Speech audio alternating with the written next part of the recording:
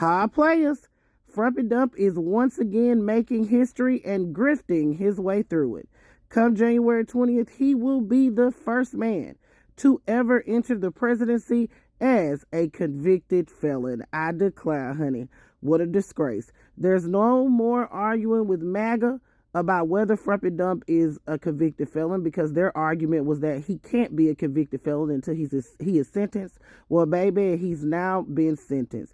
Y'all go ahead and grab your tea and have a seat, because of course the first thing that Frumpy Dump does after he's sentenced is grift. So this morning in the courtroom, Frumpy Dump was allowed to appear virtually with his attorney. According to reporting, he looked very angry, arms folded at times, looking down. He did whine, according to reporting, about being under a gag order. As we all know, Frumpy Dump is still under a gag order regarding this case, meaning he can't speak about any of the components of the case.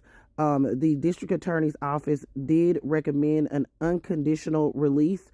I'm gonna go ahead and keep it a stack with you. I never thought that Frumpy Dump would receive any jail time. I don't know how that would have worked logistically, even if he lost the election. I just didn't know how that would work, considering the fact that he has Secret Service. What they gonna do, stand outside of the jail cell? I'm not sure how that would have worked.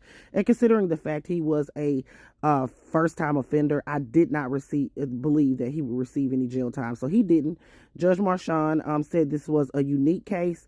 There was a lot of working parts of it. However, when they closed the doors to the courtroom, it worked like any other case.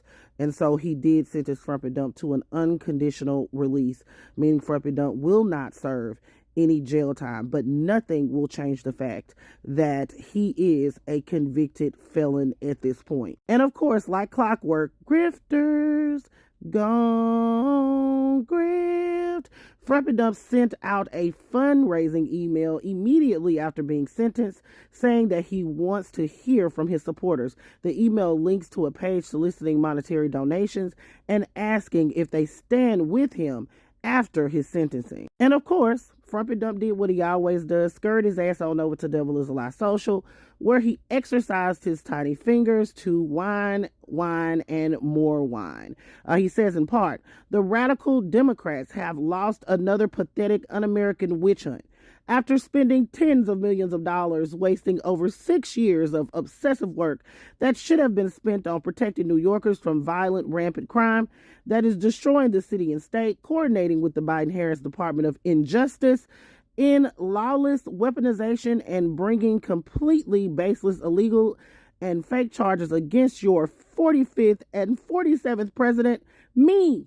I was given an unconditional discharge. This result alone proves that the legal scholars and experts have said there is no case that was never a case. Okay, Frumpy Dump, I declare, honey, what a disgrace. You can pause to read if you want to. If you choose to be lied to, you can pause to read the rest. So Frumpy Dump is now officially a convicted felon. He still has the appeals. He has decreed and declared that he's going to appeal this sentence as well.